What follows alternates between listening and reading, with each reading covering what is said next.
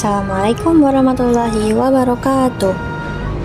Hai teman-teman, di pertemuan sebelumnya kita telah belajar tentang Al-Quran Kitabku.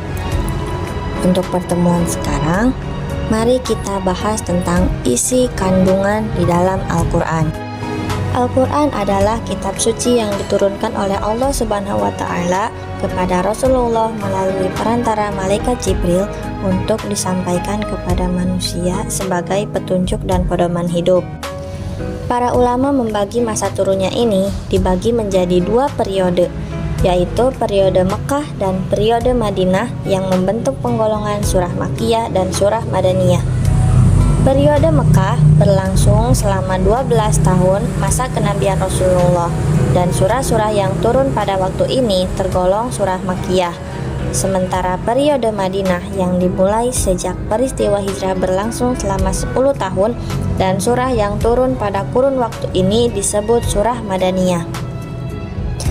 Isi kandungan Al-Quran itu selanjutnya dapat digali dan dikembangkan menjadi berbagai bidang. Dalam bab ini akan diuraikan isi kandungan Al-Quran secara garis besar, yaitu yang pertama, akidah. Secara etimologi, akidah berarti kepercayaan atau keyakinan. Bentuk jamak akidah adalah aqaid. Akidah juga disebut dengan istilah keimanan. Orang yang berakidah berarti orang yang beriman atau mukmin. Akidah secara terminologi didefinisikan sebagai suatu kepercayaan yang harus diyakini dengan sepenuh hati, dinyatakan dengan lisan, dan dimanifestasikan dalam bentuk amal perbuatan. Akidah Islam adalah keyakinan berdasarkan ajaran Islam yang bersumber dari Al-Quran dan hadis. Seorang yang menyatakan diri berakidah Islam tidak hanya cukup mempercayai dan meyakini keyakinan dalam hatinya, tetapi harus menyatakannya dengan lisan dan harus mewujudkannya dalam bentuk amal perbuatan dalam kehidupannya sehari-hari. Dalam akidah Islam, di samping kewajiban untuk meyakini bahwa Allah itu Esa, juga ada kewajiban untuk meyakini rukun-rukun iman yang lain. Tidak dibenarkan apabila seseorang yang mengaku berakidah atau beriman apabila dia hanya mengimani Allah saja atau meyakini sebagian dari rukun iman saja. Al-Quran banyak menjelaskan tentang pokok-pokok ajaran akidah yang terkandung di dalamnya. Di antaranya adalah sebagai berikut. A'udzu billahi minasyaitonir rajim. Bismillahirrahmanirrahim. Qul huwallahu ahad, Allahus samad, lam yalid wa lam yulad wa lam yakul lahu kufuwan ahad. Yang artinya, katakanlah Muhammad SAW, dialah Allah yang Maha Esa. Allah Subhanahu wa Ta'ala tempat meminta segala sesuatu. Allah tidak beranak dan tidak pula diperanakan, dan tidak ada sesuatu yang setara dengan Dia. Quran Surat Al-Ikhlas ayat 1-4. Isi pokok Al-Quran yang kedua yaitu ibadah dan muamalah. Ibadah berasal dari kata abada, artinya mengabdi atau menyembah. Yang dimaksud ibadah adalah menyembah atau mengabdi sepenuhnya kepada Allah dengan tunduk, taat, dan patuh kepadanya. Ibadah merupakan bentuk kepatuhan dan ketundukan yang ditimbulkan oleh perasaan yakin terhadap kebesaran Allah Subhanahu wa Ta'ala sebagai satu-satunya Tuhan yang berhak disembah, karena keyakinan bahwa Allah Subhanahu wa Ta'ala mempunyai kekuasaan mutlak. Ibadah dapat dibedakan menjadi dua macam, yaitu ibadah mahdhah dan ghairu mahdhah.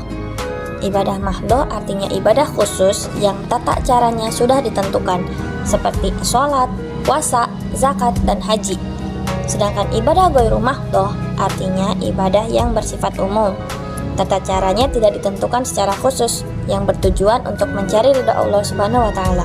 Misalnya silaturahim, bekerja mencari rizki yang halal, belajar untuk menuntut ilmu, dan sebagainya. Selain beribadah kepada Allah karena kesadaran manusia sebagai makhluk ciptaan Allah, manusia juga memiliki kecenderungan untuk memenuhi kebutuhan hidupnya bersama manusia lainnya. Maka, Al-Quran tidak hanya memberikan ajaran tentang ibadah sebagai wujud kebutuhan manusia terhadap Allah, tetapi juga mengatur bagaimana memenuhi kebutuhan lain manusia dengan hubungannya dalam kehidupan. misalnya silaturahim, jual beli, hutang piutang, sewa menyewa, dan kegiatan lain dalam kehidupan bermasyarakat. Kegiatan dalam hubungan antar manusia ini disebut dengan muamalah. Dalam Al-Quran, banyak ditemukan ajaran tentang tata cara bermuamalah. Salah satunya, Ya ayyuhalladzina amanu idza tadayantum bidainin ila ajalim musamma faktubuh wal yaktub bainakum katibum bil adl, yang artinya, wahai orang-orang yang beriman, apabila kamu melakukan utang piutang untuk waktu yang ditentukan, hendaklah kamu menuliskannya, dan hendaklah seorang penulis di antara kamu menuliskannya dengan benar. Quran Surat Al-Baqarah ayat 282. Yang ketiga yaitu akhlak. Akhlak ditinjau dari segi etimologi yang berarti perangai, tingkah laku, tabiat, atau budi pekerti. Dalam pengertian terminologi, akhlak adalah sifat yang tertanam dalam jiwa manusia yang muncul spontan dalam tingkah laku hidup sehari-hari. Nabi Muhammad SAW adalah model dan suri tauladan bagi umat dalam bertingkah laku dan berakhlak mulia. Al-Quran merupakan sumber ajaran tentang akhlak mulia itu, dan beliau merupakan manusia yang dapat menerapkan ajaran akhlak dari Al-Quran tersebut menjadi kepribadian beliau. Ayat Al-Quran yang menyatakan tentang ajaran akhlak Nabi Muhammad antara lain dalam surat Al-Ahzab ayat 21 sebagai berikut. Laqad kana lakum fi rasulillahi uswatun hasanah liman kana yarjullaha wal yawmal akhir wa dzakarallaha katsira, yang artinya, sungguh telah ada pada diri Rasulullah itu suri tauladan yang baik bagimu, yaitu bagi orang yang mengharap rahmat Allah dan kedatangan hari kiamat, dan yang banyak mengingat Allah Subhanahu wa Ta'ala. Quran Surat Al-Ahzab ayat 21. Isi pokok ajaran Al-Quran yang keempat yaitu adalah hukum. Hukum sebagai salah satu isi pokok ajaran Al-Quran berisi kaidah-kaidah dan ketentuan-ketentuan dasar dan menyeluruh bagi umat manusia. Sebagai sumber hukum ajaran Islam, Al-Quran banyak memberikan ketentuan-ketentuan hukum yang harus dijadikan pedoman dalam menetapkan hukum baik secara global maupun terperinci. Ayat Al-Quran yang berisi ketentuan hukum antara lain adalah dalam surat An-Nisa ayat 105 sebagai berikut.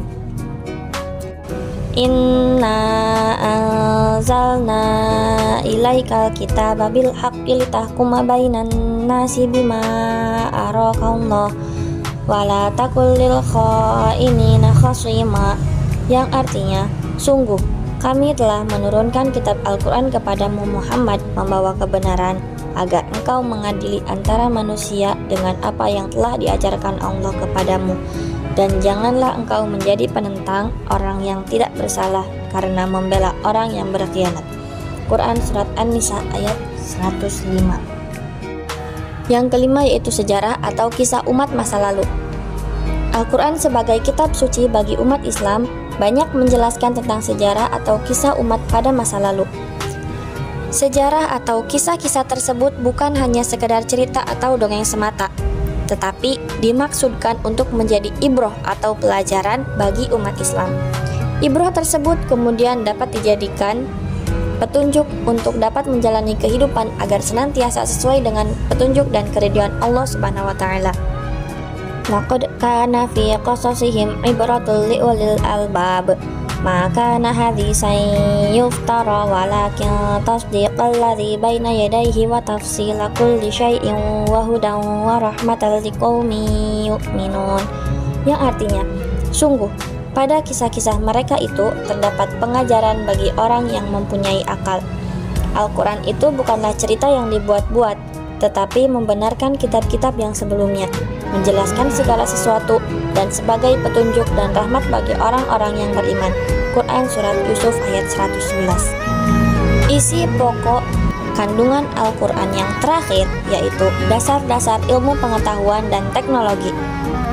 Al-Quran adalah kitab suci ilmiah.